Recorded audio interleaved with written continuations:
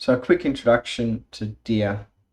You land on the dashboard, which I won't talk about today, and here we have the navigation menu. It's possible that after you log in, your navigation menu is a series of icons. It's friendlier to click this expansion here and see the names of the menus. So let's check our stock levels. We go to the inventory menu. The top half of the menu is under the heading New. This lets you create documents. So we can create a new product, we can create a stock adjustment. Underneath search, we have the menu commands which let us view and find lists of information. So one of the ones is our on-hand stock levels, and that's called the product availability view. The second column at the moment is the product. We have the SKU, colon, and the name of the product.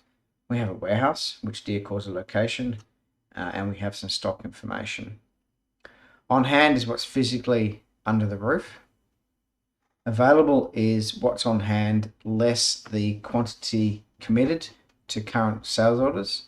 So value of -7 effectively means we're in a back order situation with this code. On order refers to on purchase order. It doesn't mean on customer order. Transit means it's moving between one of our warehouses to another warehouse. And allocated is the demand which is on the sales order.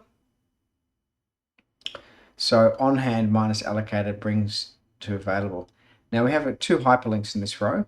The first hyperlink takes me to the product card, and the second hyperlink is a pop-up which shows me the sales orders, which are making up that allocation of 7. So these are the sales orders, and I could then go and click into those sales orders. I'll go back to product availability. Let's have a look at a card, product card. So this is the product card if I use the MyOp term. A lot of information about the product. A lot of these fields are blank, although they seem important. Why is there no inventory account? Why is there no cost of goods sold account? If they're blank, it means fall back to the system-wide default.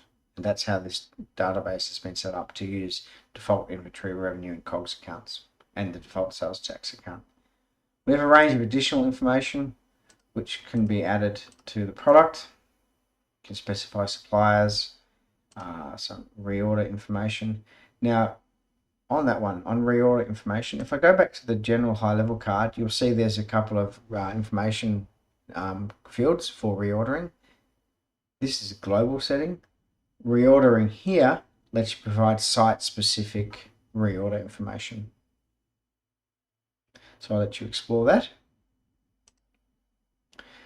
Now, if we wanted to look at sales, I'll click on the sale menu. Once again, we have a list of all the sales that are in the test environment. There's 3 different views of sales. General is the most common one. The accounting view focuses on invoice and payment status, and the fulfillment view lets you filter for certain statuses which are relevant for warehouse activity. Ready to pick means, for instance, orders which are fully covered with stock. Now, to create a new sales order, there's a few different ways of doing it. We can click the plus button here, and it takes us to a new sales order.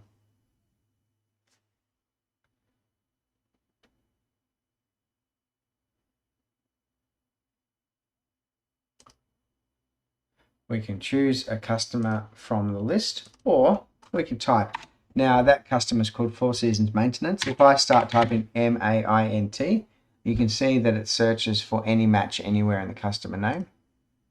It brings in some default information from the customer card, and we are now ready to add products to the order. I'm searching for frog. Let's sell the frog one. Here I can see there is 48,328 units on hand, and we've got this many available. So there's a small difference. There's a few orders for this product. Outstanding. And you just tab across and fill in the rest of the order. I won't do that now, since this is meant to be a quick tour. Also under the sale menu is the information about customers. So the sales menu bundles information about creating all kinds of sales and customers, and some customer specific things like warranty rules. Likewise, purchasing is where we make purchase orders. So you can see a list of all the purchase orders and you can create a purchase order. Now, both the sales module and the purchasing module have a simple version of the document and an advanced version of the document. If I create new, this test environment is configured to default to the advanced option. So if you want to create a simple purchase order, you choose it from the menu explicitly. The difference between a simple and an advanced document is the simple document has a very simple flow. You have one order. If it's a purchase order, you have one receipt and you have one invoice, and that's it.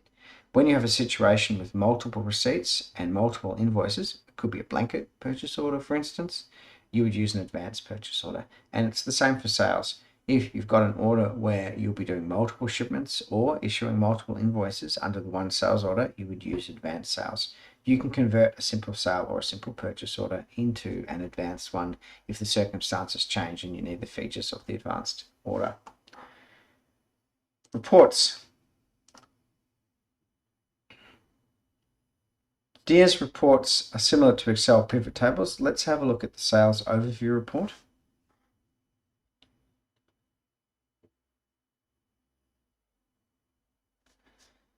So this is the report section here. When you use a report, first you choose a date range and click update, and that will fill the report with the information from the date range you've chosen.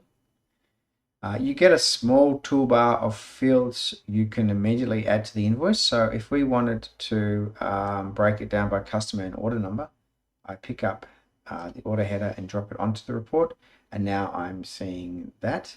I could, of course, swap them around, and I'm sorting by order number. If I remove order, it goes back to totaling per customer. Now, there is a range of more fields available than the minimum you see in the header, and you can go to that configure layout button and for instance, we might want to put the payment status into the row area, and payment status is per invoice, so I'll put invoice number here as well, update that, and the report is changed. The little funnel here lets you filter, so you can quickly drop down and filter specific customers. If you like a particular report layout and you want to go back to it, you can save the layout, and then it's available for you and for other people to use. There's more advanced filtering, so you can create really sophisticated filtering with the custom filter button. So you can tell that you're adding or ordering various fields. So we want the carrier begins with toll, and we want the country to be equal to Australia. Okay, Australia like so. And this will probably result in no sales because I don't think we've got any toll, any uses of toll. That's an example of an advanced filter, which you can also save with the layout. So that's a quick tour to DIA. So I hope that gets you going if you're really curious and don't want to wait till next week when we have a discussion about it.